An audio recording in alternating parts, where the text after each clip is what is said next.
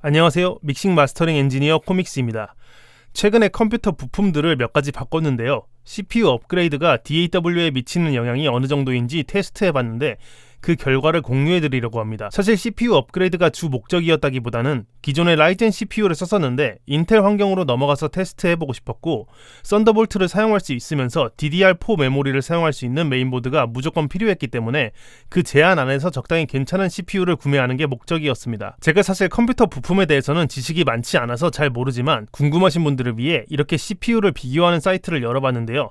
여기 오른쪽에 있는 5700X가 제가 기존에 쓰던 CPU고 이번에 업그레이드한 CPU가 왼쪽에 i5 14500입니다. 가상악기를 사용하시는 작곡가나 프로듀서 분들이라면 다른 변수들이 있을 수 있지만 저같이 오디오 작업을 주로 하는 엔지니어라면 싱글코어 성능이 가장 중요하다고 생각하는데요. 싱글코어 점수가 약 12점 높은 것으로 보입니다.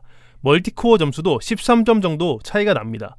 이렇게만 보면 큰 차이가 나는 건 아닌 것 같은데 직접 테스트를 한번 해보겠습니다. 테스트는 팬더 스튜디오 프로로만 진행해 볼 건데요. 그 이유는 제가 전에 테스트해봤을 때 큐베이스든 스튜디오 프로든 프로툴스든 버퍼를 가장 크게 하고 큐베이스의 ACO 가드라든지 스튜디오 프로의 드롭아웃 프로텍션 같은 기능을 최대치로 해놨을 때는 세 가지 DAW가 모두 같은 결과를 보여줬기 때문에 굳이 세 가지 DAW를 다 보여드리지 않아도 될 것 같아서입니다. 프로툴스는 ACO 가드 같은 기능이 없고 버퍼도 48kHz 프로젝트에서 1024가 최대이므로 분리할 줄 알았는데 같은 결과를 보여줬습니다. 추측이지만 독자적인 AAX 플러그인 포맷을 사용하는 것으로 낮은 버퍼에서도 비교적 안정적으로 운영이 되는 게 아닐까 합니다. 내부 연산의 경우 큐베이스와 스튜디오 프로 모두 64비트 설정이 가능하지만 프로툴스가 32비트만 지원하므로 맞춰서 32비트로 테스트했습니다. 우선 테스트를 시작하기에 앞서서 지난 CPU인 5700X에서 테스트한 결과를 알려드리겠습니다. 실험 방법은 웨이브스 L4 플러그인에 오버샘플링을 최대로 해서 한 채널에 몇 개의 L4를 걸 수 있는지 테스트했는데요.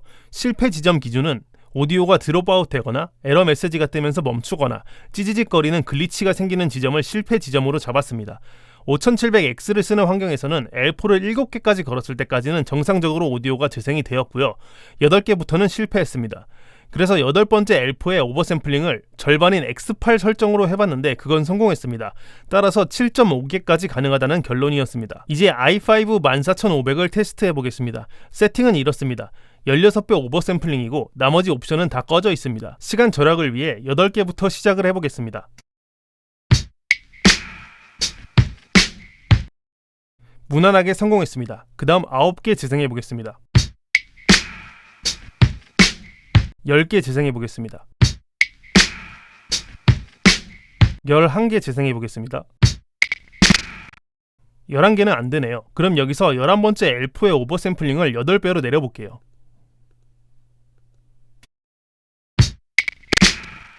실패했습니다. 4배로 내려보겠습니다.